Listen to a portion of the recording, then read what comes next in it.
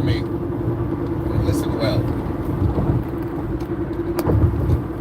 We got to get a control of these folks these folks in Florida.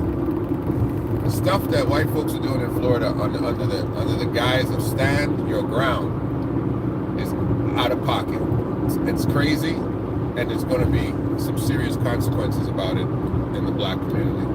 Hey, holler at all of the Cyclopses that are in the building, to all the members and the subscribers, to Earth, Wind, Fire, Spirit, to my man, the Spice Man, Adi Al-Katani, my main man. Bless you, Yvonne Gentles, Sister Ann, Muriel Odette, Black Panther X, and all the rest. Love, peace, and hair grease. This is the brown skin assassin, shooting never passing. This is your brother coming back with another one, and let's talk about it. I'm trying to do two today because I heard that some good old boys in Mississippi, good old police officers in Mississippi, think it's okay to break into people's homes and to torture people. We're going to talk about them later. But right now, may Ajike, I know y'all might not pronounce it like that, but Ajike Owens, may she rest in peace. A black mother shot. Suzanne Lorincz. Suzanne Lorincz, 58-year-old white woman who is so terrified of 10-year-old boys, little children having a squabble, that she needed to shoot their mother in front of them. Imagine. And this woman, fearful for her life of an unarmed black woman and her children, shot through a closed door, killing a black woman in Florida. And this is the part, and yesterday I was talking about Kalisha Hood, and somebody brought it to my attention, and they were absolutely right, because I said, we got to be slow when we talk about a racial issue. Like, this situation is definitely a racial issue, because I was talking about that because it took place in Chicago and this and that, and I was wrong about that. I want to say, quite frankly, I was wrong about that when I compare, because this is what this lady said. They said Kalisha Hood, first of all, was arrested right away. Second of all, she was held on a $3 million bond. And third of all, she was charged immediately with first-degree murder. Put all that together. She was arrested right away. She was held on a $3 million bond. And she was charged right away. Her and her son were charged right away with first-degree murder. This white lady who shot, and I have to say, why I'm saying it's a white lady, because it's very relevant. This white woman in Florida, Suzanne Lorincz, who shot Ajike Owens in front of her 4 children. This woman was not charged right away. It took a while to even charge her. They only charged her with second-degree murder. Actually, no, hold on. I think they charged her with manslaughter, actually. I don't think they even charged her with second-degree murder. They charged her with manslaughter, to my recollection. And they released her on a $154,000 bond. Now, these are 2 different states, 2 different applications of law. We understand that. Illinois and Florida, definitely 2 different systems. We got stand your ground law, castle law happening over there. Plus, the circumstances were different. Ajike Owens was in front of Suzanne Lorincz's home. I don't know if I'm saying her name properly, but it's not my language. They gave it to me, and I'm saying how do I doggone feel like saying it. I don't care what your name is. Ajike, or AJ Owens, as they call her, was in front of Suzanne Lorincz's home because apparently, as the story goes, and I got pieces and fragments of it, and I'm throwing it all together and trying to make a sandwich out of it. A truth sandwich, hopefully. Well, it was about a tablet that the children were arguing about, and apparently that tablet was in possession, potentially, of Suzanne Lorincz's children, something to that extent. It doesn't matter. Those facts are irrelevant, to be honest with you. Those facts are irrelevant. Because as I peel this onion, if Suzanne Lorincz, white neighbors, because this, and remember, Ajike was her neighbor, it wasn't no stranger, she knew who she was. It wasn't a stranger to her, it wasn't a strange woman at her door. She knew exactly who she was. But if it was one of the white neighbors who came over and said, hey, our kids are arguing over this tablets and and they had a squabble about it, I guarantee this wouldn't have come to gunfire. It wouldn't have come to that. It wouldn't have come to that whatsoever. And so that part of it, of being afraid of a black woman outside of your door who was unarmed, who was known to you, to the point that you have to use lethal force to fire in the midst of children being there, shows that there's something really, really wrong, really, really wrong with you. Let's begin right there. There's something really wrong with you. And apparently, in her affidavit, she says two very interesting things. Right? One of them, she says, "Oh, Miss Owens said that she's going to kill me. I feared for my life. I thought she was going to kill me." Right? Because you got to throw that out there. Stand your ground law. You got to throw it out there. I feared for my life. She came to my house. I was afraid. It's my home. It's my castle. I was defending my home. And I use lethal force because I'm allowed to do so in Florida. I don't have to run away. I don't have to, whatever. Secondly, she had admitted that she had hurled. It's interesting how these reporters write stuff. She had hurled racial slurs. It's interesting how they can hurl racial slurs or make anti-Semitic. What do you guys call it? Anti-Semitic? They call it something else. But she had hurled racial slurs in the past. Of course she did. She's a racist who wants to kill black people. Like, that's very easy to see. Listen, and this is one of the things that, Grand Rising to you too. See it, Danisha Scott, that's it right? Danisha Scott, Grand Rising to you too. There's something that has to be said. I mean, it has to be really said, because this is something that black people all over America and North America and the world think about. Like, we think about this. This is something we think about. And if there's a white person who listens to this, please let us know. But we sit back thinking, I do at least. I won't speak for everybody. I'll speak for myself. Do some white people fetishize, imagine, romanticize being able to kill black people arbitrarily? Do they sit back and say, oh yeah, well, one of them comes to my house, bam, right to the head? Like, do you guys have conversations over the dinner table?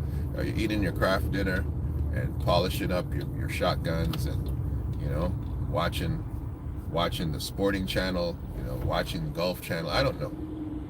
Saying, well, I don't know, this year I'm gonna kill a black this year. I'm gonna get a black. They're always out there. They're jogging in the neighborhood. They got their children in the wrong parks. Sometimes they come to our door, whether it's Amazon packages, or they come delivering pizza, or they come with their attitude. But if I ever get it, or they drive funny, listen, I'm gonna kill a black. I'm gonna kill one. Like, is that something that people do? Like a 58-year-old woman, a 58-year-old white woman, and as you can see by the thumbnail, she's definitely not taking care of herself. She has not visited Mr. Miami, Dr. Miami, or whatever you call him out there. She is not in a position to be in the club, and she ain't 58 looking like 38. She's 58 looking like 78. And what is she sitting around thinking about? The minute one of these blacks comes to my house, I'm gonna pull out my gun and I'm gonna shoot right through the door. Why is that your initial reaction to something that is non-lethal to you? That puzzles me. Miss Ann, good morning. Let me see you. Praise and blessings to you also, Miss Ann. The Real Spiel family, bless you. Good to see you. Great to see everybody here this morning. I'm glad, my faithfuls come on in when I get up on here, because we have some stuff we got to talk about. Like, what do certain white people literally fantasize about killing black people? Now, to be fair, when you listen to the music that we sing to ourselves, that we rap to ourselves, we fantasize about killing each other. We do. We write songs about it. We have folklore. We have urban folklore about how we kill a nigga, kill. That's our these are the things we wake up in the morning. Our children have it in their ears 24 hours a day. All right? We literally are psychologically preparing ourselves to arbitrarily, easily kill each other. So let me be fair. As much as I am asking, do white people, some white people, romanticize and fetishize about potentially killing black people? I mean, white people of all sizes and ages and demographics.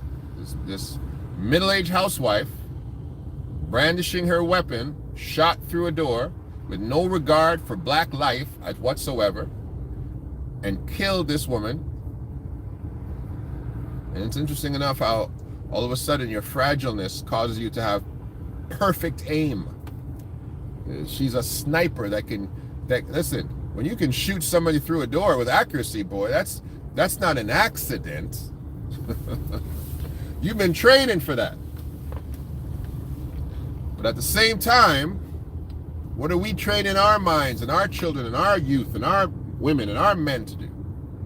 So I'll park that issue for a moment, because I talked about yesterday this 14-year-old boy who was prepared to kill somebody without hesitation, who needed to be dealt with. And we sat there yesterday and we had a good old conversation about it and said, hey, you punched this woman in her face, you punched a man's mom in his face, and he came for you because you're trying to kill his mom. You 14-year-old boy, that's your protector, that's your guardian. Came for his mother as a grown man who's supposed to be in a position to protect your community, protect black women, protect black sons, protect black men, protect the black identity, and you took it upon yourself to damn near kill a woman over a damn hot dog, and her son, raised like a lion, crouching in the midst, rose up there and put two in you, and without remorse, without the capacity to have what I consider to be the trepidation of carrying a gun at 14 years old and brandishing it, and the presence of mind not to get too excited to kill others who mama was like, you should shoot her too, because she was. He said, no, mom, it's just him. You know what I'm saying? We got little 14-year-old monsters, you know. God bless him though. God bless him. But a little 14-year-old, that little 14-year-old dude, I don't want to meet him in a dark alley. I don't want to meet that little kid in the dark alley. I don't know how, I don't know what Kalisha Hood's feeding her children, but I ain't playing with them. I ain't going to Chicago to meet the Hood children at all. In fact, if I need security, I'm calling Kalisha Hood and say, send that 14-year-old to the airport to pick me up. I don't care if you don't have a driver's license. That kid's the kid I need protecting me. I don't need G.I. Joe. I need him. That's the kid I want. I want that kid. I don't want nobody else. Let him be my bodyguard. Doggone it. Anyway, I digress. Let me get back to what I'm talking about. Let me see what you're saying here, Herman, before I go on in my rant. Hey, what's going on? Cosmosa L. And it seems like they do, but the human mind is so impressionable. Mob mentality is real. Verified human phenomenon. Media imagery produces so much vitriol against us, even by those within our own ranks. White people have been doing it for centuries, though.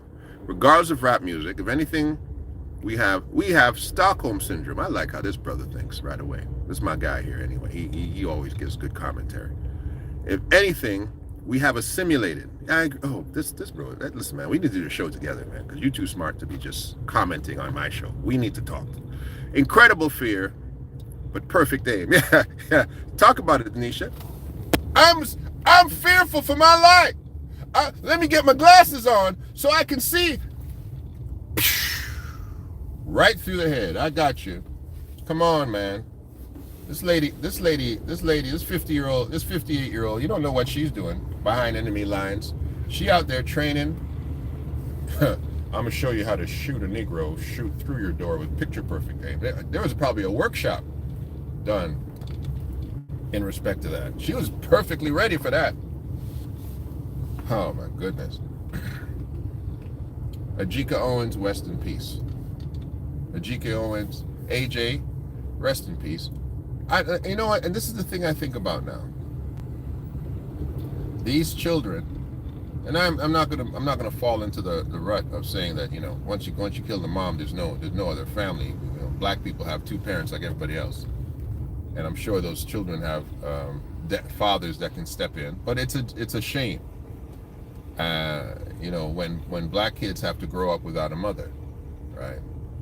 And you know, we have the greatest dynamic of a maternal culture of any other cultures in the world, because our moms bring so much to the table, right?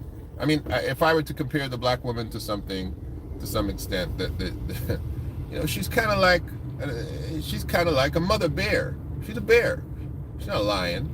She's a bear, right? We see how bears are with their cubs and their kids. You know, a bear is one of the most ferocious animals in the world. A black woman can be very ferocious regarding her children. According to Suzanne Lorincz, she was fearful for her life, and that mama bear came there looking for their tablet, because tablets aren't cheap. You what? He got your tablet.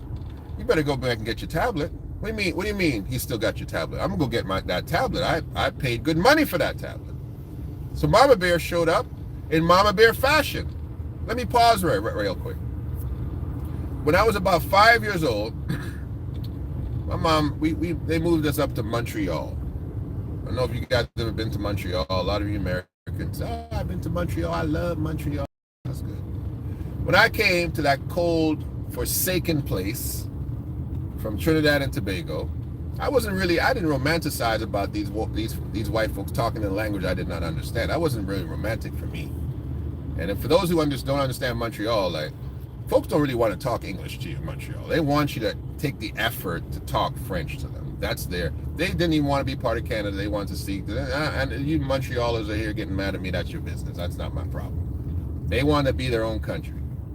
So Montreal wasn't a nice place for me in the 70s. I didn't like it. I did not like it. It was too cold. It was too weird for me. It was a culture shock. And so I came up there, little Caribbean boy. My mama let me play outside.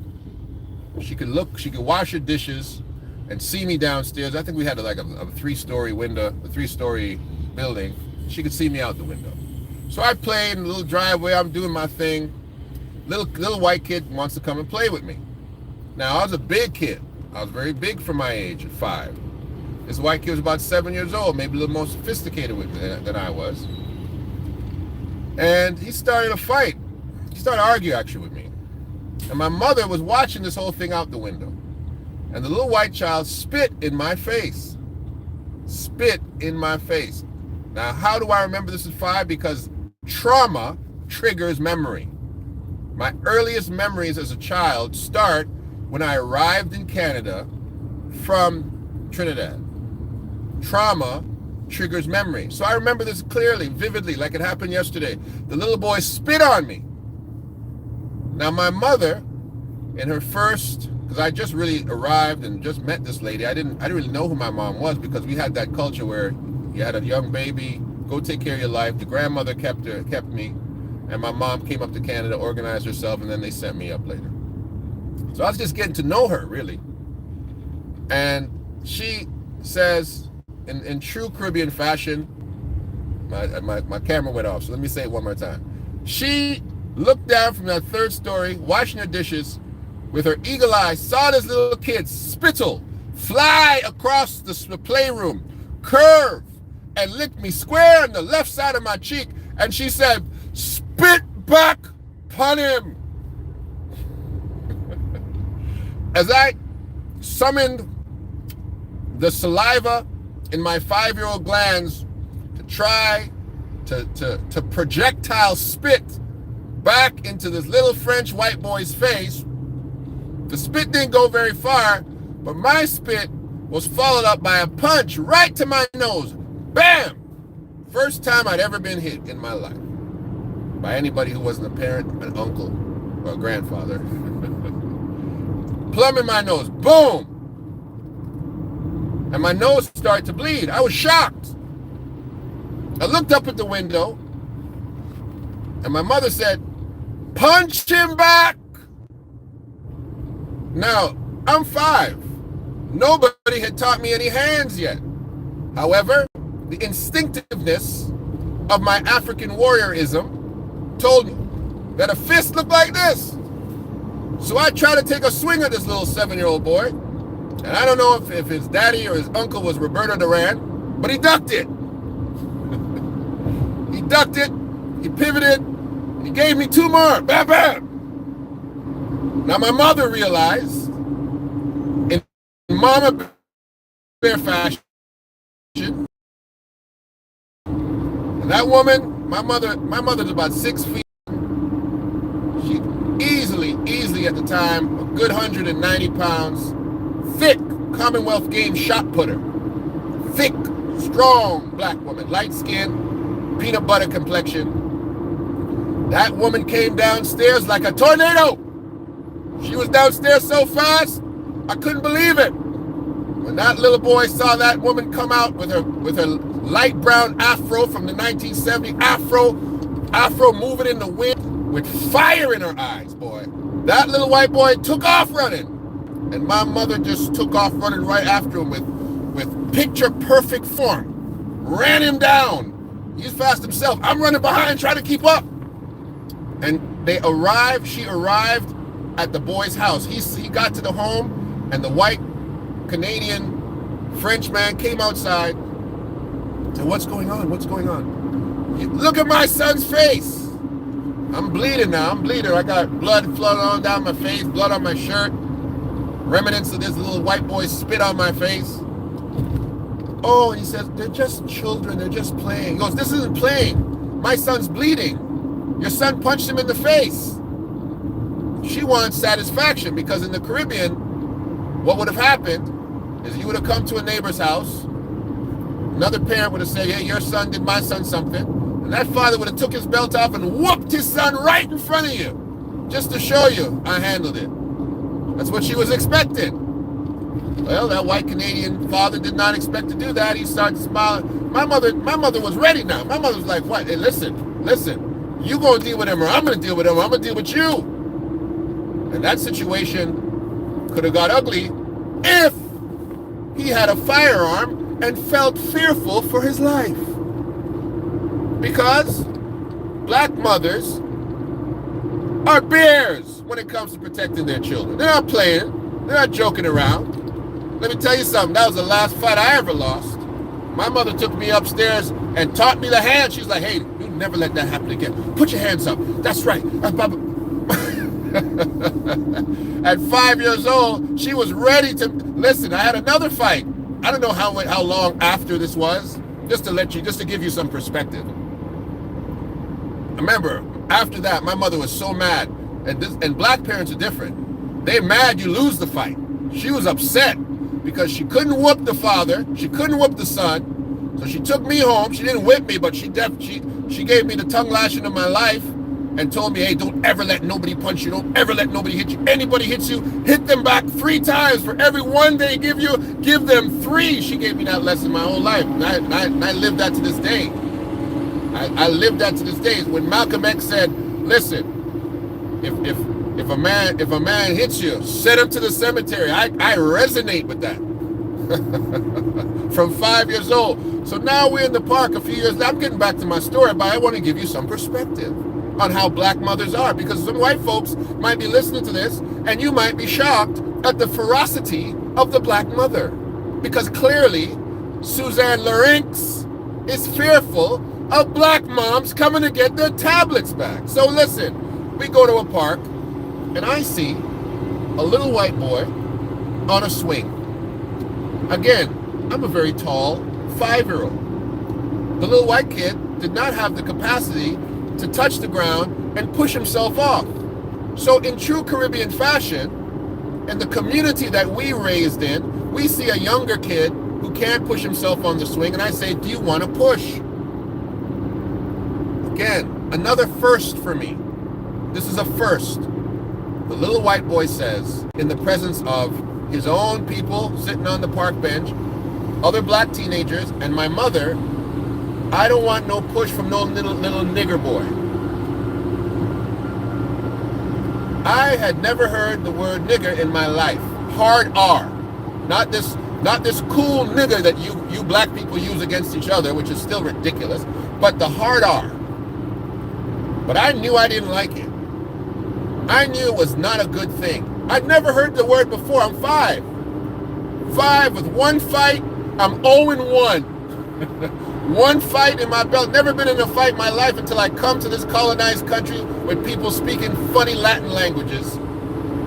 And I'm here to push this little boy, this little short-legged little boy who can't push himself on a swing. I said, would you like me to give you a little push? He said, I don't want no push from no little nigger boy. That didn't sound very good to me. And I dragged his little behind off that swing, and the fight was on. The fight was on, baby. And his parents arrived at about the same time as my mother, because you know my mother, with the speed of lightning, got there. And they're like, what's going on? What's going on? And the black teenager said, he called him a nigger. Let him whip his little ass. That's what they said. My mother let me go. And I gave that boy one more for his trouble. Bam! As his parents dragged him away. That was the last time anybody ever called me a name.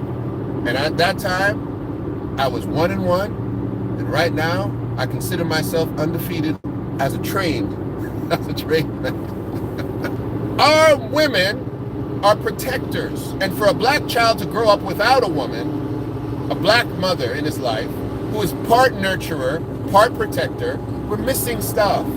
And for this lady, I'm telling you, I really hope the black intelligentsia, all of the support structures rush into Florida, because I have a feeling the Florida law won't convict her, but you got to make sure that those kids are taken care of.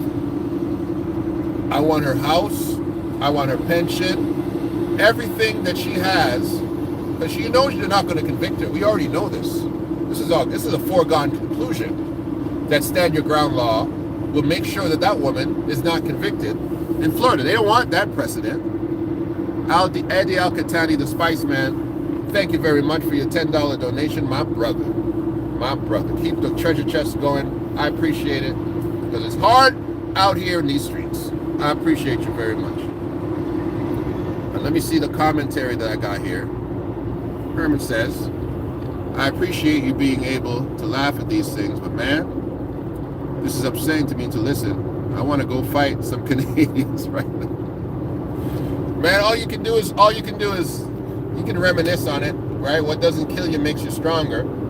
It lets me realize why I'm like this. I remember I was dating this girl, and I have this weird, of course, you know, I have a weird sense of humor. And she's like, and her terminology is always like, why are you like this? This is why I'm like this. I was raised in the 70s and under the conditions I was raised under. But I appreciate you, Herman. I listen. I had some brothers growing up with me. I've been fighting white people my whole life. I'm gonna do my color purple right now. I've been fighting white folk little white boys, little white French Canadians, little white English Canadians, my whole life. My whole life. I have multiple stories about little white kids coming up to me, wanting to pick a fight, not being able to pass, because until I fought one of them. Listen, I was an expert fighter by 11, 12 years old. I remember these two little white kids, the Curry brothers, believe it or not, picked a fight with me in the playground, 7th grade, said 7th grade now. And my basketball coach he had yard duty. Mr. Rocha saw the fight about to take place, started to ring his little bell. He used to walk around and ring the bell. Before he got over there, I had those two boys pinned up. He came, he says, where did you learn to fight like that? Do you know martial arts? Oh my gosh. I was like, Mr. Rocha, I've been fighting since I'm 5 years old, and that little boy spit in my face. No, let me tell you something, my entire life, growing up in Canada, you guys talk about stuff in America. We grew up The only black kid in this neighborhood, the only black kid in the class, the only black kid here, the only black kid there. That's how we grew up. And these little white kids would try you all the time, all the time. The reason I'm so athletic, I had to run home. This is second grade. I had to run home faster than this little white gang of marauders could ride their bikes to catch me. And I had to be smart about it, because a bike cannot run you a lot of times. But I realized that there was a way home that I could go uphill. So I knew they could not ride their bikes uphill faster than I could run uphill, and they couldn't run faster than me. So my entire athletic career was formed running home from these little white kids. However, God blessed me, because at the end of the second grade, I was the size of a fourth grader. I grew 6 inches in the second grade. And so at the end of the year, I wasn't running away. They were running away from me, and I was merciless. I would beat all of their asses. I would take their bikes. I would give their bikes to my friends. And I said, you guys would try to chase me around. But I remember, it was crazy to them that the guy that was looking up to them was now looking down on them by the end of the year. In fact, it got so crazy, they wanted to put me in the 4th grade because I was very smart. And they thought, oh, maybe we misplaced him. He can't be simply 7. He's the size of a 10-year-old. That's right. So that's God right there. That's how life works out sometimes. But Suzanne Lorincz, I want her house. I want her pension. I want her children's. I want all the stuff that she's left to her kids and her grandkids. I want that to go to the Owens family. I want somebody to sue the pants off that lady. Sue her until she can't see. Sue her until she can't breathe. Because you know they're not going to convict her. They will not convict that woman in Florida, in the state of Florida. They won't. Stop looking for justice from a law system that was created to murder blacks without impunity. Going back to my first point, were these Floridians who wrote this law, were they worried about themselves, or were they worried about others? They said, we got to make sure these Negroes don't come in this, aren't able to revolt, aren't able to stand up to us. We got to make sure we can shoot them in the streets like dogs. And this is why she'll never be convicted, because the law was not created to protect Suzanne Lorincz. It definitely wasn't created to protect Ajike Owens or her children. It was created to protect white supremacy in the South. And this is why she will never be convicted, because they will not allow to have, and I hope I'm wrong. I truly hope I'm wrong, but they can never allow a what's it called in law? A precedent in law to exist where a woman, a white person, period, forget about a woman, where a white person can shoot a black person on her property and get convicted. They can't afford for that precedent to exist in the state of Florida. They can't afford it. That's why that woman will definitely not get convicted. So don't even set your mind for it. They need to go after her civilly, right? They need to go after her civilly and make sure that she's living in a cardboard box. And this has to be the precedent. You have injured a woman she didn't come to kill you. She did not have a weapon. You killed her.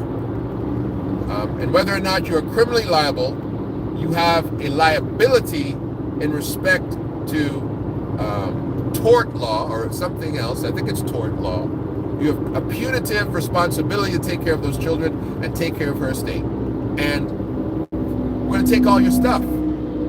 I'm sure at this moment, this woman is transferring her property in the names of relatives to make sure she has nothing. from her. I'm telling you, man. This thing is bigger than simply just a middle-aged white woman who got a lucky shot through a door. No, man. This is an insidious setup whereby black people don't realize that there are infrastructures in place to keep whites in a position to arbitrarily kill you, and you're looking around like, well, where's the justice? No, the justice, the fix is in long before you even got to the plate. That pitch has already been thrown by you. The catcher's already holding the ball. The guy's swinging it. There's no ball in his hand. You're like, what? Wait, what? You're out. So, let me see what folks are saying here. There's a black woman from Canada who's going to be on the African Diaspora channel to talk about the racism in Canada. Okay, that's good. There's a whole lot of it. So we're not surprised. There's a whole lot of racism in Canada. Whole lot. Let me just go by and take a look. Good morning to everybody. There needs to be a team of lawyers who simply focus on the civil sides of it, right? This is why Carlisha Hood is suing State of Illinois, Chicago PD, District Attorney, because she's saying she was not treated properly. I personally don't think she's going to win.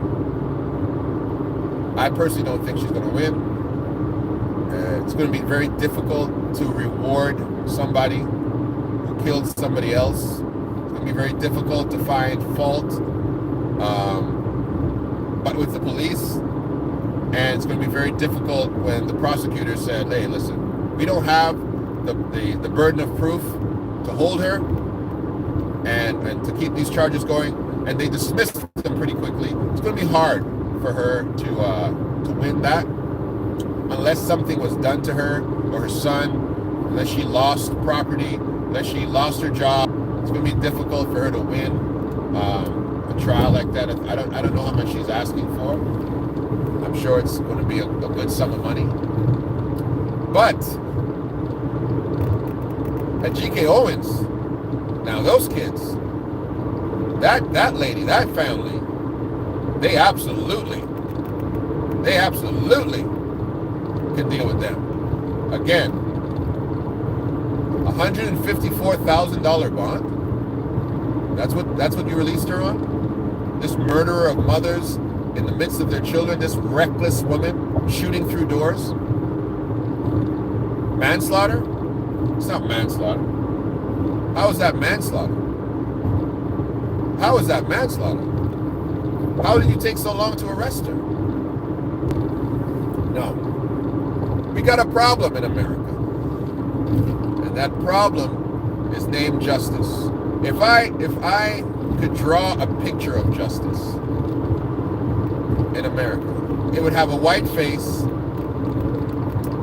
It would have a legal book behind its back, and it would be laughing in the direction of black people. That's how I would draw that caricature. Where justice, the concept of justice would be hidden from us. It would be white, and it would be laughing in our faces. That's how justice looks. And many times, and this is my experience now in America, that I see the change. I see that white folks do not want to deal with black people for the most part in a lot of ways. I've seen in Detroit, my beloved, I love Detroit. My beloved folks from Detroit were like, oh, you don't have to worry here. The police don't even bother us. What? Oh yeah, the police don't pull us over. They don't do. You got to be doing something really extreme for Detroit police to pull you over. I'm like, are you serious? Yeah, man. Where did that come from? Right? That came from all the craziness that happened in Detroit over the years, to the point that the police are saying, we don't want no part. We want to leave these people alone. Unless we have to, we ain't pulling you over for speeding ticket. We're leaving you alone. We're just getting out your way.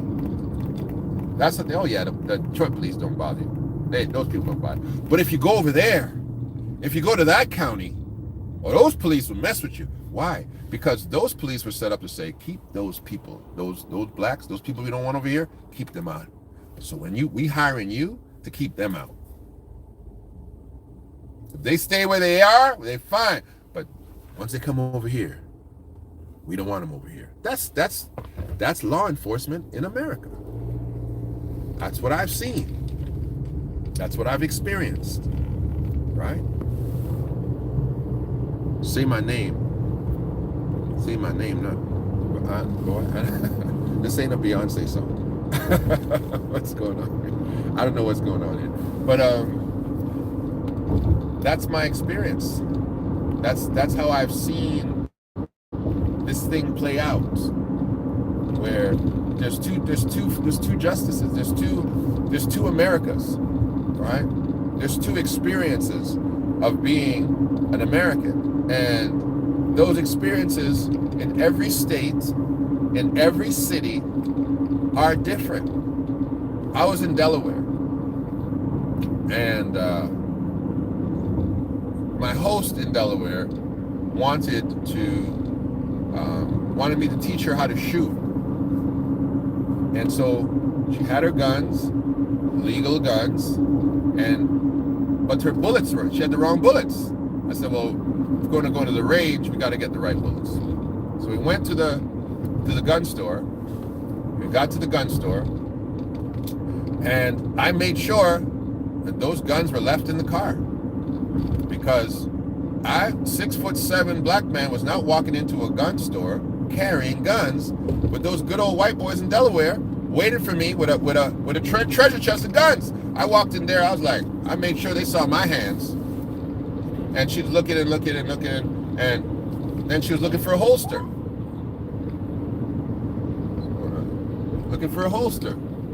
And as she's looking for a holster, the guy says to me, well, it's better you just let's show us the gun. I go, but I got the gun in the car. Can I bring it in? He goes, of course you can bring it in. I was like, are you sure? Are you sure I can walk in here with a weapon? He goes, no problem. So I did. I got the gun, flipped him. He took it out of my hand really quick. Checked it, made sure it was unloaded. I made sure it looked very unloaded. And and they were very nice to me. I love Delaware. Nice people. No problems, no issues, right? But you can't do that everywhere. Why is that sun looking so crazy right now? You can't do that everywhere. I realize that. You can't think that everywhere you go, folks are just going to be, oh, he's all right. He's no. I anticipate problems, because I remember stuff from Quebec. I remember that. I remember good old boys up in Quebec. So, yeah. Rest in peace, Ajike Owens. And I hope that they throw the book at Suzanne Lorincz. I hope that she gets everything that she deserves for making those little kids have to witness their mother getting killed in front of their face over a tablet. You killed a black woman over a tablet. Over a tablet. That's what you did. You killed a black woman over a tablet. Beautiful black woman, mother of 4. You killed her over a tablet. Because you're what? You're afraid behind your closed door with your guns of an unarmed black woman? Come on, man. Let me see what you guys got to say here, and I'm getting out of here. I'm 52. I've been fighting racism my whole life, and I stay pissed off, because you're supposed to. You should be. Indeed, justice isn't really a thing here yet. The metaphor I use for us, America, is from The Simpsons. Nielsen, the bully hitting Milhouse in the face. Yep, Nelson. Yep, hitting Milhouse in the face, using Milhouse his own fist to do it. Wow. You're deep, bro. I like you. I like how you think. While screaming respectively, stop hitting yourself! It's so true. It is so true. What time is it? Is it time for me to be... Oh, boy. It ain't time for me not to eat breakfast. Well... That's my time. I'm coming back later.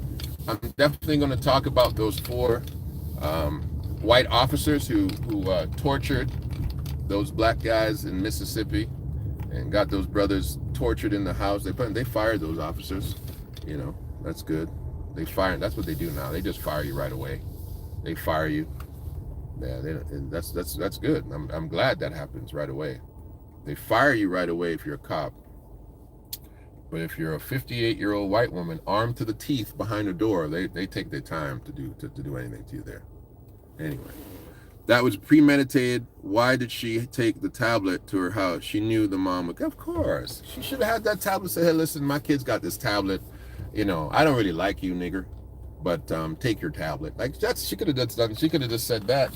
That would have been better than shooting her, right? Because that was the facts. This woman had been calling people racial. Hurling. This is what CNN wrote it like this. Hurling. Her affidavit said that she had been hurling racial slurs. Yeah.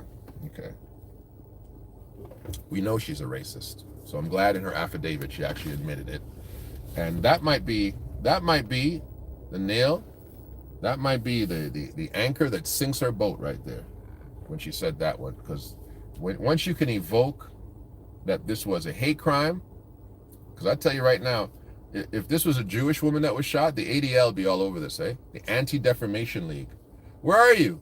Where are you guys? You Anti-Defamation League people? Jonathan Greenblatt, you hypocrite, you liar, you old snake. How come you're not down there writing a check to the Owens family? How come you're not down there on breakfast television talking about the injustice taking place in Florida against black people? You're supposed to be the Anti-Defamation League. Oh, I thought you represented all people. I thought you're telling the FBI how to make sure that racial isms we're not operating against us here in America. Bunch of criminals. Anyway, God bless everybody.